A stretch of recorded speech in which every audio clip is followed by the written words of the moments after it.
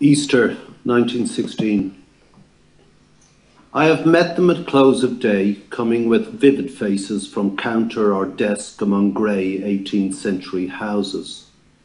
I have passed with a nod of the head or polite meaningless words, or have lingered a while and said polite meaningless words, and thought before I'd done of a mocking tale or a jibe to please a companion around the fire at the club, being certain that they and I but lived where motley is worn.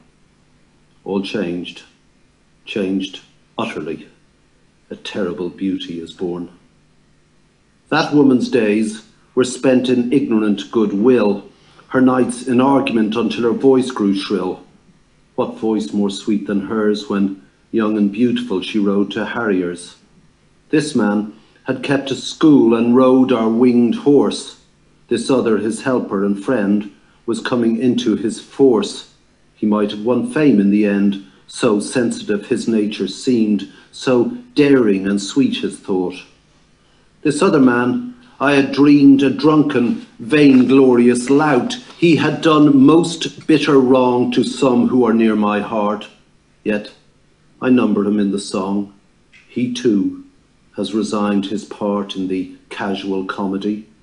He too has been changed in his turn, transformed utterly.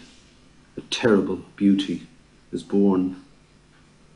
Hearts with one purpose alone through summer and winter seem enchanted to a stone to trouble the living stream.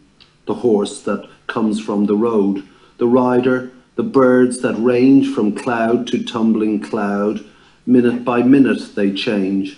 A shadow of cloud on the stream changes minute by minute. A horse hoof slides on the brim and a horse plashes within it. The long-legged moorhens dive and hens to moorcocks call. Minute by minute they live, the stones in the midst of all. Too long a sacrifice can make a stone of the heart. Oh, when may it suffice? That is heaven's part.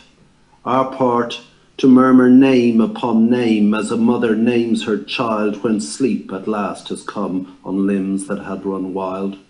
What is it but nightfall? No, not night, but death. Was it needless death after all? For England may keep faith for all that is done and said. We know their dream, enough to know they dreamed and are dead. And what if excess of love bewildered them till they died? I write it out in a verse. MacDonagh and MacBride and Connolly and Pearse, now and in time to be, wherever green is worn, are changed utterly. A terrible beauty is born.